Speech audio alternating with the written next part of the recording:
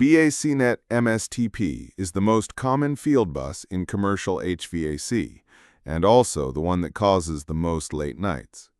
In the next 5 minutes, here are the troubleshooting tips that will solve 90% of the problems you'll hit in the field. First, know the baseline. MSTP is BACnet over a 2-wire RS-485 daisy chain. Maximum bus length is about 4,000 feet at 38.4 kilobaud. Maximum 32 devices per segment without a repeater. Baud rates are 9600, 19200, 384, 76800, and 115200. Every device on a segment must run the same baud rate and have a unique MAC address between 0 and 127. Lose track of any of that, and the bus will misbehave. Tip 1. Start at Layer 1. Before you open any software, check the physical layer. Power off the segment and measure resistance across the A and B conductors with a multimeter. You should see roughly 60 ohms, 220 ohm terminating resistors in parallel. If you see 120, only one end is terminated. If you see infinity, nothing is terminated. If you see very low resistance, you have a short. Both ends of the daisy chain, and only both ends, should be terminated. Tip 2. Check polarity. RS-485 is polarity sensitive.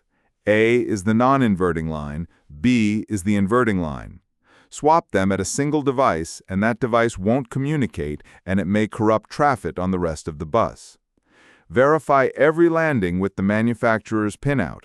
On many controllers, A is marked plus and B is marked minus, but not always. Read the label. Tip 3. Respect the topology. MSTP is a daisy chain, not a star, not a home run. Every T-tap, every star drop, every spider leg creates reflections that look like random communication dropouts. If you inherited a star-wired site, you have two options: rewire it as a daisy chain, or use repeaters to segment it. Short stubs under 3 feet are usually tolerated, but longer ones will bite you. Tip 4. Find the duplicate MAC. Two devices with the same MAC address will both try to pass the token, and you'll see intermittent COM loss that moves around the bus. Most BACnet discovery tools will flag duplicates. If you don't have a tool, isolate half the bus at a time and rescan until the duplicate disappears. Write the MAC address on the controller with a Sharpie when you're done. You'll thank yourself later. Tip 5. Watch the token pass. In a healthy MSTP segment, the token circulates among all masters in ascending MAC order.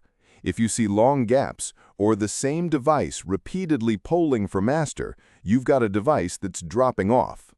Common causes: marginal wiring, a failing transceiver, or a controller that was powered down. A protocol analyzer like a YABE capture or a Wireshark BACnet trace will show you exactly which device is missing. Tip 6. Baud rate mismatches.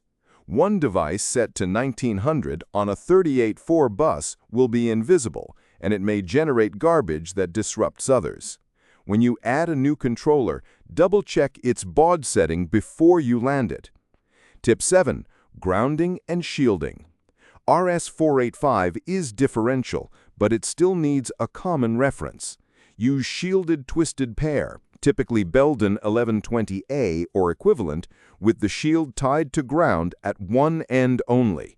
Ground the shield at both ends, and you'll create a ground loop that injects noise into the data. Tip 8. Max masters and max info frames. These two parameters control token passing efficiency. Max masters should be set to the highest MAC address on the segment, not left to the default of 127. Max info frames controls how many messages a device can send before passing the token, typically 1 or 20 depending on the device role.